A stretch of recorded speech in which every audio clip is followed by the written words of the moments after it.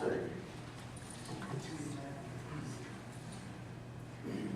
I'm going to read through these, through verse 7 or 8, and then I'm going to do something a little bit different tonight.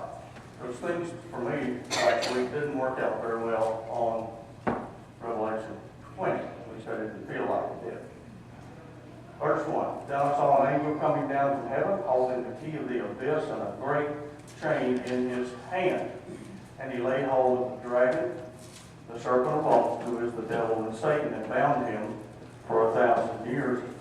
And he threw him into the abyss and shut it, and sealed it over him, so that he would not deceive the nations any more. And I put my comments, this is the purpose and the extent of the binding. Would not deceive the nations anymore until 1,000 years were completed. After these things, he must be released for a short time. I hope this works. Okay, verse 4. Then I saw thrones, and they sat on them, and judgment was given to them. And I gave the ESV version, which helps you understand it. And I saw the souls of those who had been beheaded because of their testimony of Jesus, and because of the word of God, and those who had not worshipped the beast or his image, and had not received the mark on their forehead or with their hand. And they came to life and reigned with Christ for 1,000 years. Now, when we go through chapter 20, here's the 11 things we're going to run up against. Of course, I don't know if I need to read them. They're pretty. Yeah, go ahead. You want me to read them? 1,000-year binding. 1,000-year binding. A first resurrection. 1,000 years death. A short time of satanic freedom. A Magog host. An invasion of the holy city. A second resurrection. A second death. A judgment scene. And a lake of fire. Everybody with me so far? Okay. Now the question which faces us, which of these are figurative and which are literal, if any, either way? Okay. Does everybody know what a catechism is? It's a religious way of teaching by asking questions of your students and hope that they get the right answer. That's the approach I'm going to take after we get past this next slide. And this you will be familiar with, and I am going to continue to abide by as my guiding light through chapter 20. I hope all of you remember these things which must soon take place, the things that are written in it, for the time is near. And then at the end of the book, chapter 22, the words are faithful and true, and the Lord God with the spirits of the prophets sent his angel to show his bondservants the things which must soon take place. Last chapter, first chapter. And finally, 4 verses later in the last chapter.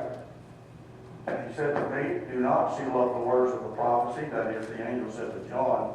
Why? Because the time is near.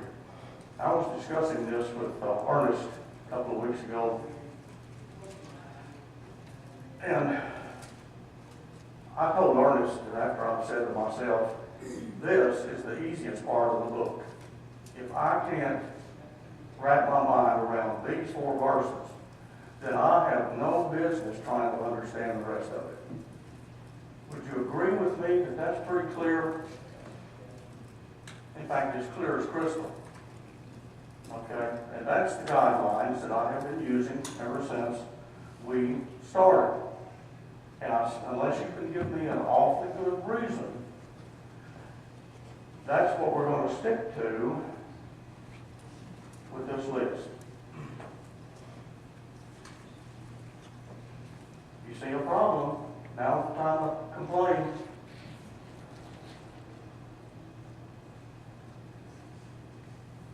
Okay, now if I can't understand that, I can't understand anything else in the book. Because that is so clear, even for me at my age. Let's see. Let me see if we can go. 3, 3, 5. Enter. Didn't work. That may be 3, 3, 5. Let me go to 3. I'm sorry. I was John. I just didn't want to pay any attention. Okay, here's the catechism. I'm going to get you folks to help me answer these questions, or give you, this is kind of an outline or a catechism about the entire chapter. And see if you can, we can grip it from there. Just don't. Can we read the whole chapter before we start asking questions about it? We can do that. Okay, we got down We through. haven't gotten to Gog and Magog, and so we're not going to be able to answer well. Okay, get your Bibles out. I don't, well, let me see if I can find the slide to put up. You cut the rest of that chapter out of your Bible? No, I just, this, okay, number 374. Let me write that down. 374. Okay. 374. When 1,000 years are completed, Satan will be released from his prison and will go out to deceive the nations which are in the four corners of the earth, Gog and Magog. Those are the nations. To gather them together for war, for the war. The number of them is like the sand of the seashore. And they came up on the broad plain of the earth and surrounded the camp of the saints and the beloved city. And fire came down from heaven and devoured them. And the devil who deceived them was thrown into the lake of fire and brimstone, where the beast and the false prophet are also, and they will be tormented day and night. Let's see, that takes us down to verse 10. Now I need to find where I have got verse 11 on, and that is slide number 377. And I saw a great white throne, and him who sat on it, and from whose presence earth and heaven fled away, and no place was found for them. And I saw the dead, the great and the small, standing before the throne. And the books were opened, and another book was opened, which is the book of life. And the dead were judged from the things which were written in the book, according to their deeds. And I'm sorry, I should have put these four in order consecutively. But sometimes when you make a late change of course, you overlook some things. Let's see, let's go back to see if I need to go back to 353. Yeah. In the vision, of course, we already know this. Rome has fallen, including the two beasts of chapter 13, and the harlot. But what about Satan? What? He is bound in the abyss for 1,000 years. And we talked about 1,000 years last week, meaning complete binding in his use of Rome against the church. Satan's tool or agent in the book of Revelation is Rome. Now, after Rome falls, he will use whatever other tools are available. And we will run across them in the chapter we just read. They are called Gog and Magog, which stand for any and all. No more deception regarding emperor worship, and I gave you the verses about the deception that Rome carried on against the nations to get them to worship the emperor. If you want to copy those down, feel free. So, what about Satan? After chapter 19 is over and we see the fall of Rome, we're going to look at the fate or the situation of those who were involved in chapter 20, and that's what I'm doing. Okay, we've done that. Oh, there's the verses.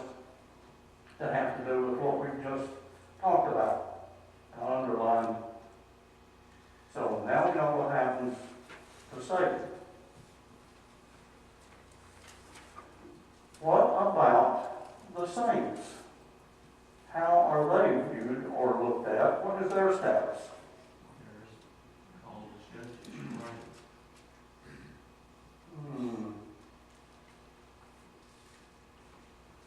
The saints who survived the persecution, also referred to as overcomers, are portrayed as sitting on thrones, reigning with Christ for 1,000 years. There it is, verse 4.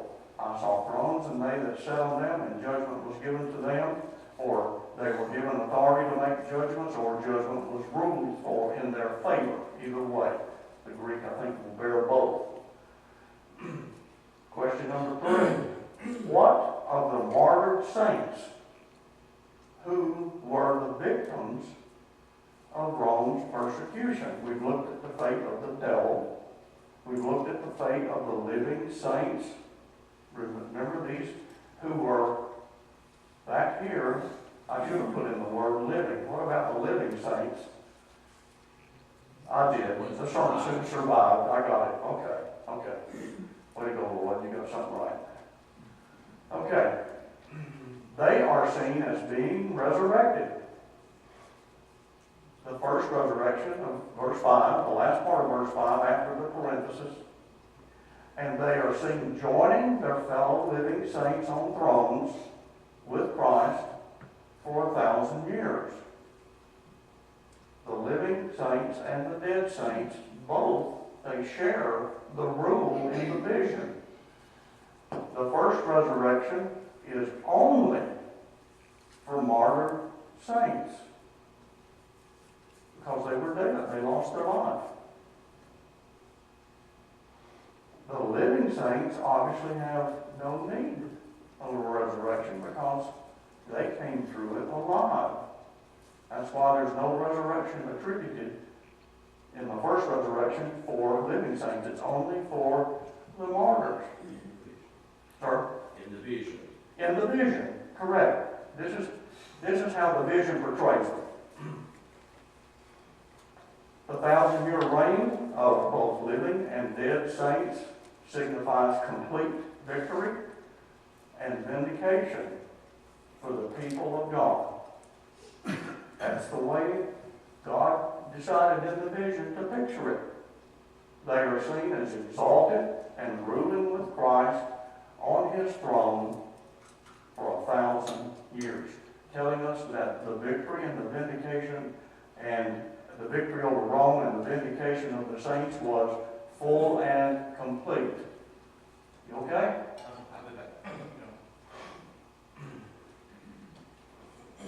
Neither they, the martyrs, nor the living saints will ever have to face the second death. It is warned in here. Any questions on the martyred saints? What I tried to do was to do it by person because they're scattered all the way through and give you an idea of what happened to these people, what happens to these people, and how are these people viewed, what happened to them, what's their status in the vision. In the vision. Is everybody with me, or am I leaving somebody behind? Okay? We can go through this again. All I got to do is back up on the slides.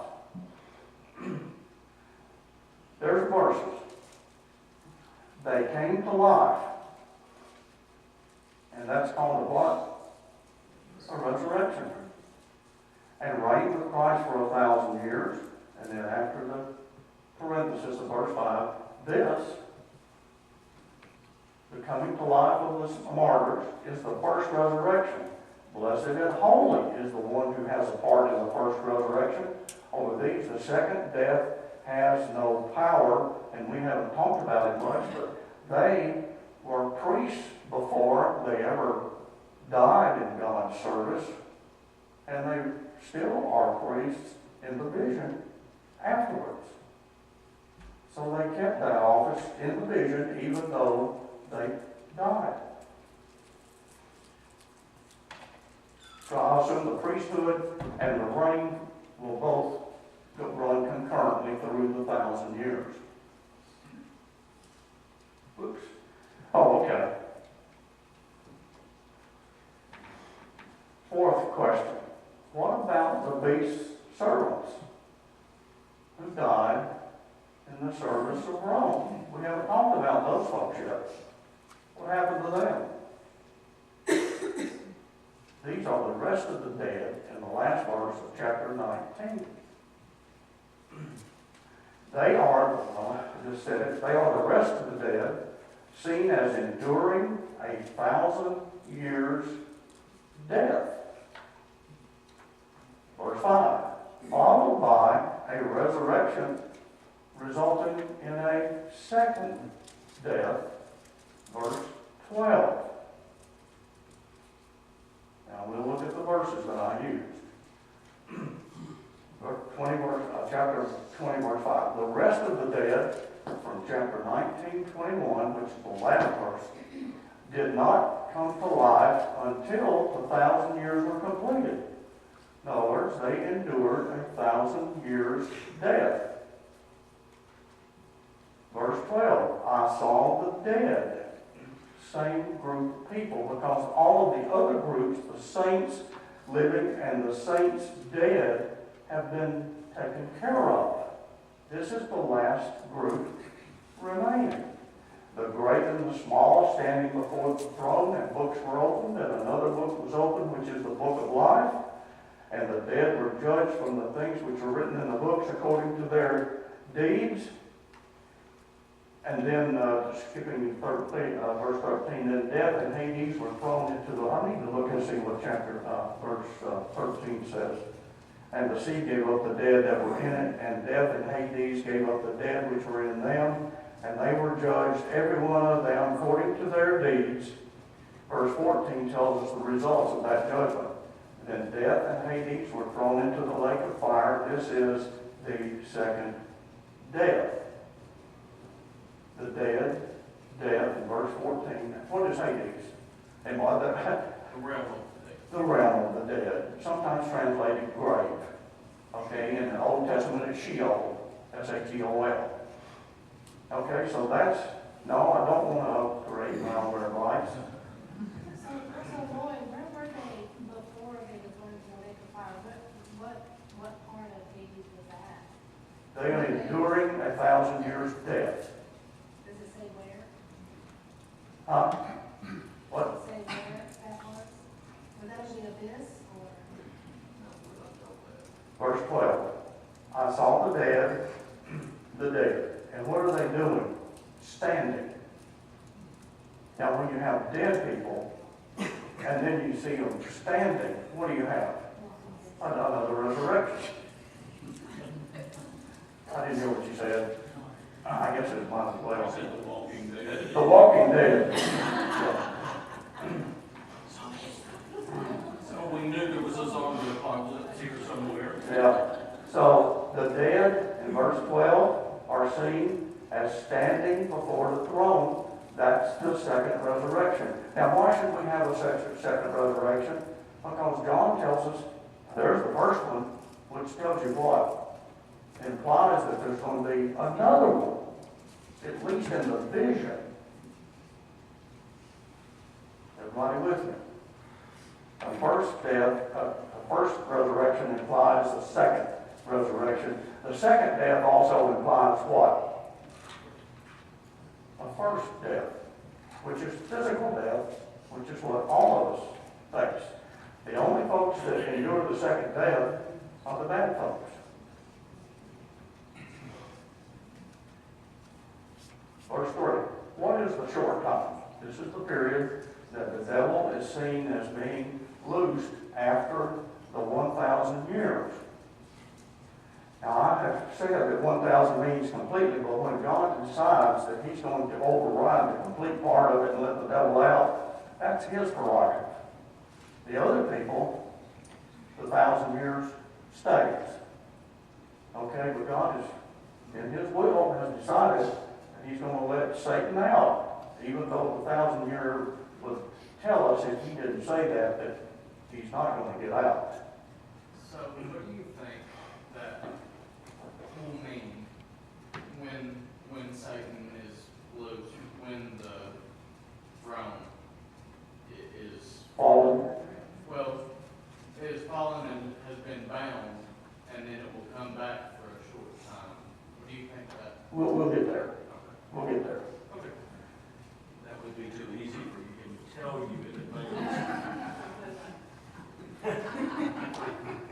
You have to go through all the trials for 1,000 years. What is the short time of verse 3? It is an opportunity allowed by God for Satan to raise an army and try again. Remember reading that? Remember the name of the army? God and Magog. There you are. The army consists of Gog and Magog since Rome is gone. The devil will find someone else to use as his tool or instrument for persecuting Christianity or God's people. Gog and Magog stand for anyone, anytime who would be Satan's tool against the church. Because we don't know who Gog and Magog are. They first appear in what book? Ezekiel 38 and 39. Do both of them appear there? Yes. I'm assuming just God. No, Gog and Magog. If you will read those this week, you will see that the parallels between what Ezekiel saw 600 years earlier and what John is seeing here is amazing. The context and what happens.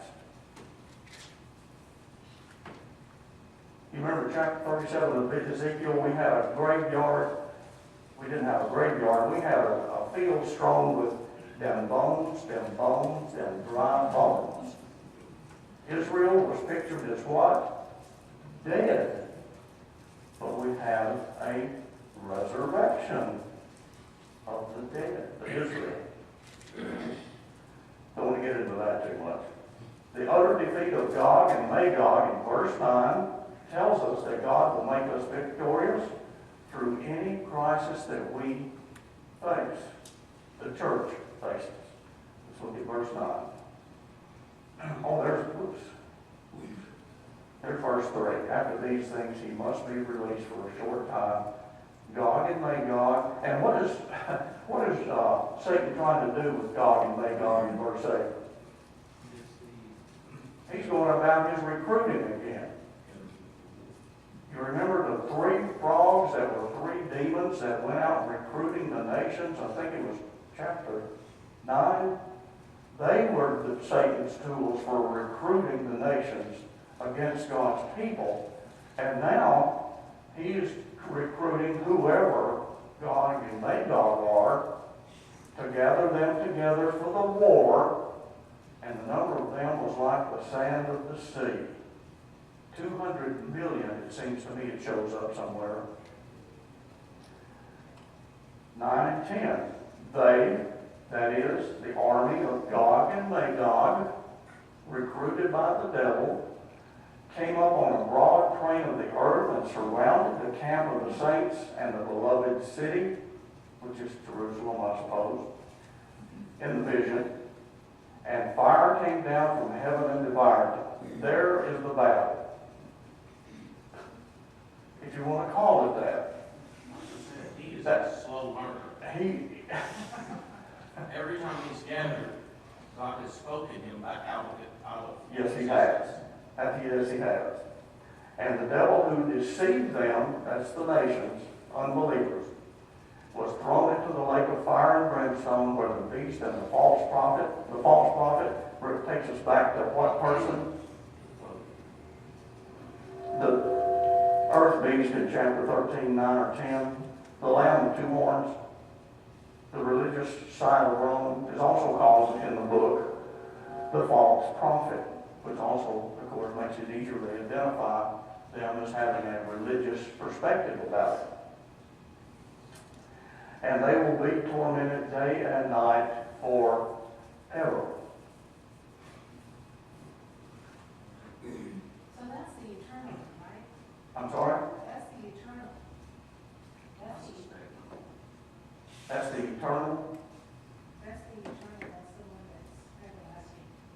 I'm sorry, that's the one. John, yeah, yeah. She says that she suspects that is the one, that's what we believe is hell.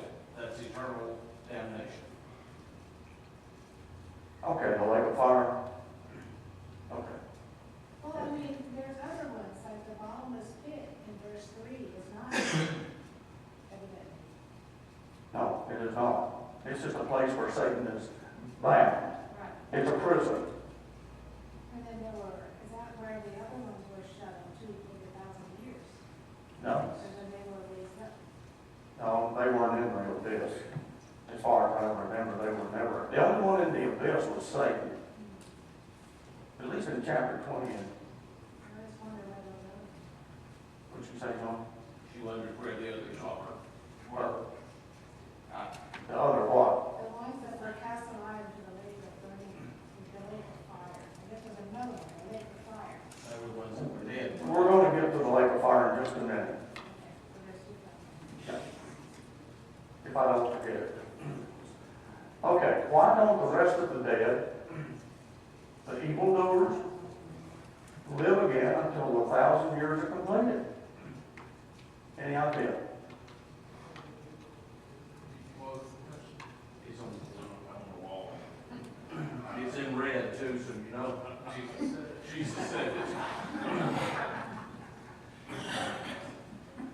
The number of 1,000 years tells you why. That tells you because they were completely bound and couldn't get out until the 1,000 was completed. It's in the word, it's in the number. Tells you, first of all, the binding was complete and they couldn't get out for 1,000 years because of what the 1,000 years stands for. Complete binding. And the fact that they're dead, Might have something to do with it. Because it's the 1,000 years speaks of complete victory with Christ, because what are the saints doing? They are living and reigning with Christ as seen in the vision. And that doesn't fit the rest of the dead, the evildoers. It is the experience only of the saints. Now, what state did I tell you these people were in during the 1,000 years? They were seen as what? which Dead. dead. They endure 1,000 years death.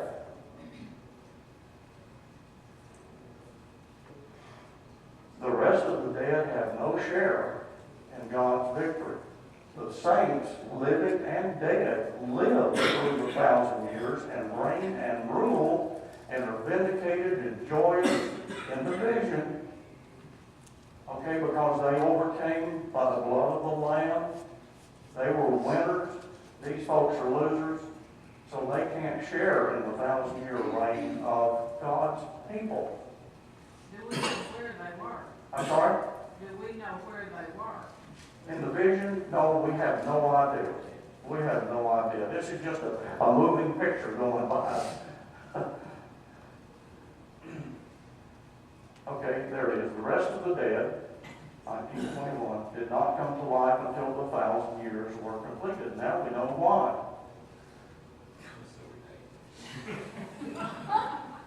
Yeah. That's part of it. Okay. Well, what is the first resurrection of the last part of verse 5? It is the resurrection of the martyrs for Jesus. Okay. Maybe you already know all of this. I like to see these nods instead of these. I have no idea what he's saying. It is the first because John is about to see a second. I mentioned that earlier. It is a resurrection to life, reigning, and vindication.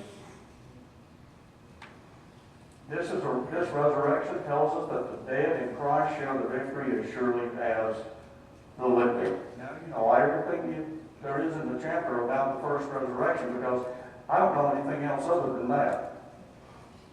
That's all it says. But it tells us that God's people were victors, and that's how it's expressed. 1,000 years life. The unbelievers endured 1,000 years death. And there's There's the scripture for what we just looked at.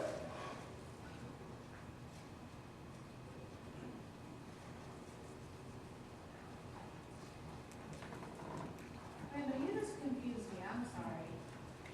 I'm sorry, but you said that they were alive for the 1,000 years? They were what? You said they were alive for the 1,000 years? God's people were seen as alive, whether they lived through the persecution or were martyrs. For the 1,000 years? Yeah, they're pictured as alive because they're winners. Because they're winners. It's because they're God's people. God's people. They're reigning with Christ. After they were raised. I'm sorry? After they were raised, right? Yeah. That's the first resurrection. That's the first resurrection only goes for the martyred saints. The others are not dead, but they are still seen as reigning and ruling with Christ. I got that. Okay. But during the 1,000 years that we were, But this is not talking about heaven and hell.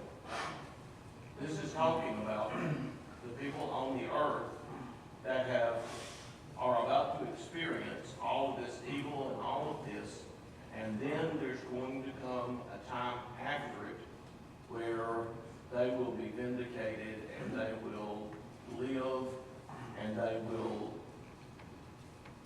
They are victors in God's view. Okay? Whether they're alive or dead. That's how God sees them. Christ is reigning in heaven from the time he leaves here. From the time he went back in Acts 2, and they join him. But they're on earth. They're not in heaven after this time, except for the dead.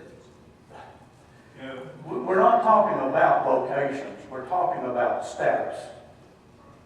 We're not talking about physical location. We're just talking about what is their circumstance? How does God view them? What is their standing?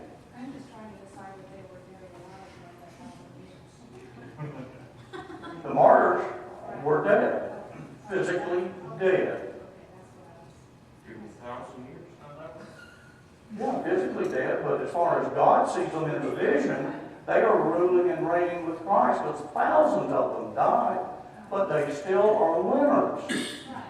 They still are overcomers, just like their living brothers and sisters who made it through the persecution. Both groups are winners. So why should you raise one group to the exclusion of the other? Well, I think we need to give the martyrs the ruling and reigning with Christ and not those who go through it. All of God's people are viewed that way. I hope I'm making myself somewhat clear. Yes, Brother Walker. Okay, so that threw me back into 1 Thessalonians chapter 4, which is talking about Jesus having died and rose again. And the Thessalonians, living Christians, were worried about those who had died. Correct. They were worried about What happened to those? what happened to them. Jesus is coming, we're still here, but what about the ones that are gone?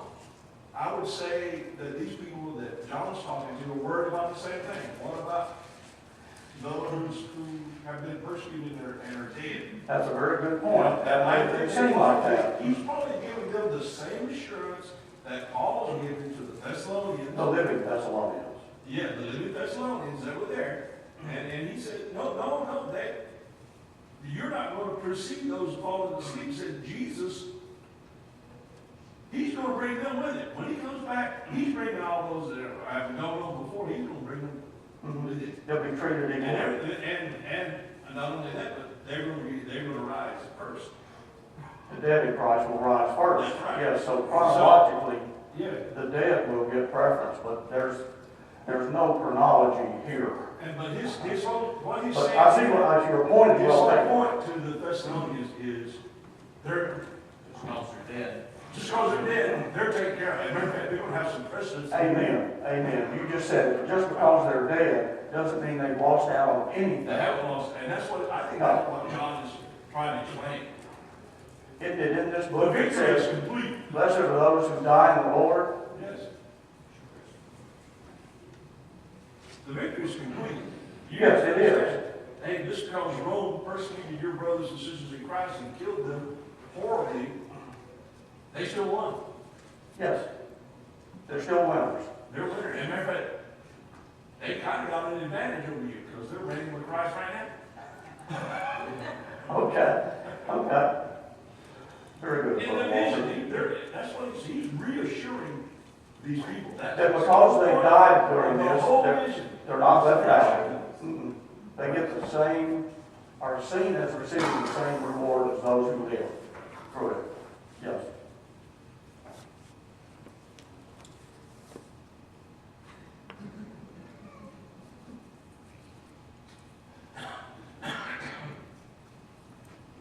What is the lake of fire? Somebody was, John, you were asking. Verse 10, 14, and 15, which, well, let's go ahead and read them. And the devil who was deceived them was thrown into the lake of fire and brimstone where the beast and the false prophet are also. They were already seen as being thrown in there. And they will be tormented day and night forever and ever, verse 14 and 15. Then death and Hades, death and the grave, were thrown into the lake of fire. This is the second death, the lake of fire. And if anyone's name was not found written in the book of life, he was thrown into the lake of fire. Simply this, the lake of fire is simply a symbol in the vision of complete, utter, and disastrous defeat. It has nothing to do with hell or my fate if I don't believe today. The lake of fire means they are losers. They are seen, and that's the way John sees that particular situation depicted in the vision.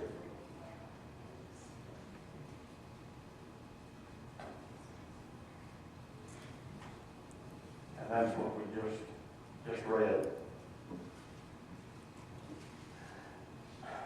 When you look at something like the lake of fire, you think of hell. I agree with you 100% because of the fire.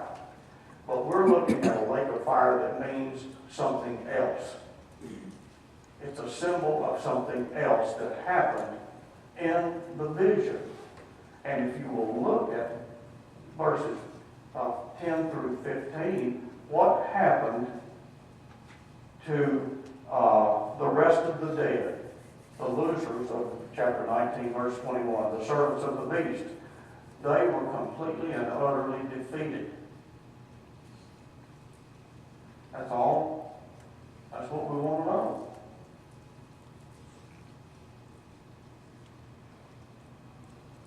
What is the second resurrection?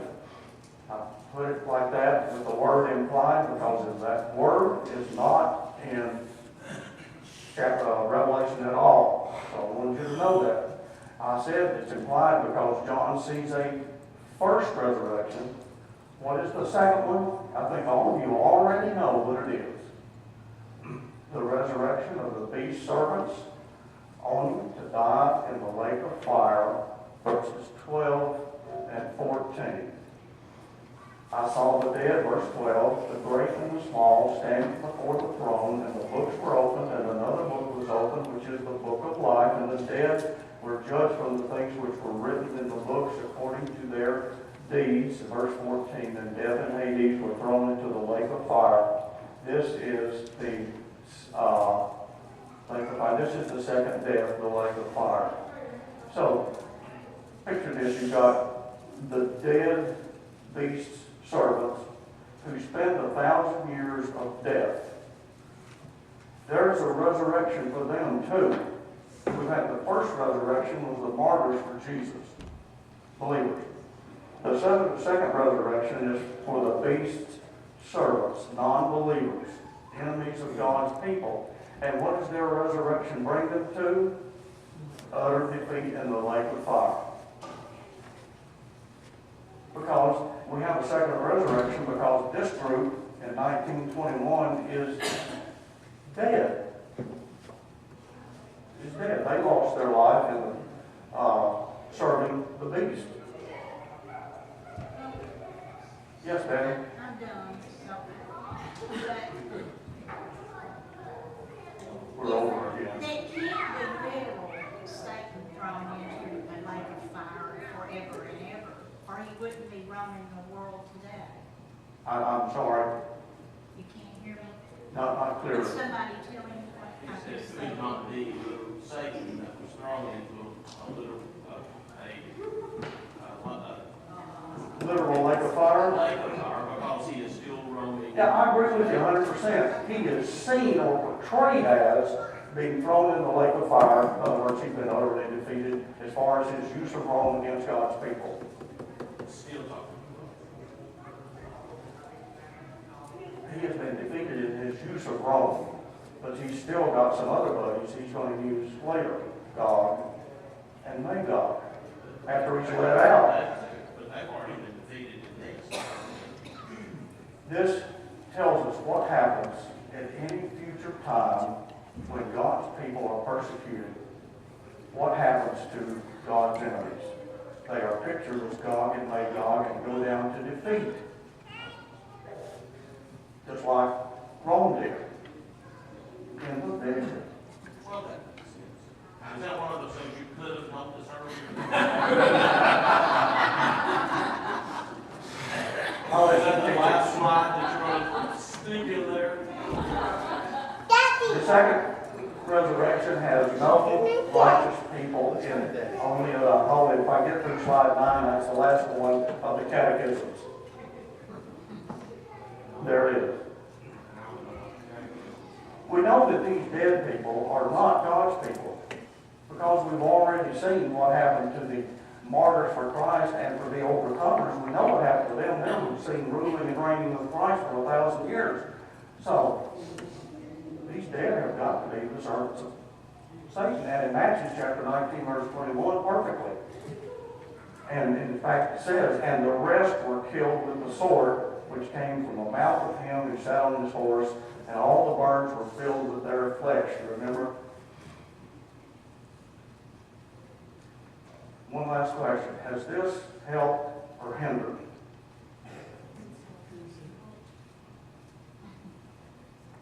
Okay, how thoroughly do we need to go through the chapter verse by verse now? You want to go back, you want to go through it? You do. Nobody's saying this. If you don't say this, you don't get heard. You do. Okay, but it won't be nearly as, we won't get bogged down nearly as much because I hope these concepts that we've looked at tonight won't be so foreign when we get to the text itself. It's a letter of encouragement to the people on that day. That's exactly what it is. Encouragement, victory, vindication, and what happens to the bad guys? They're dead, defeated, Dead and burned. dead and burned. Okay, let's pray. Our Heavenly Father, we're so thankful for your word, and as we just heard, for the encouragement it gives. We know that through Christ we are overcomers, whether we are alive or whether we're dead. Thanks to what Jesus our Lord did for us. And help our lives every day show thankfulness for what he has done and what he will do for us on that great day. In Jesus' name, amen.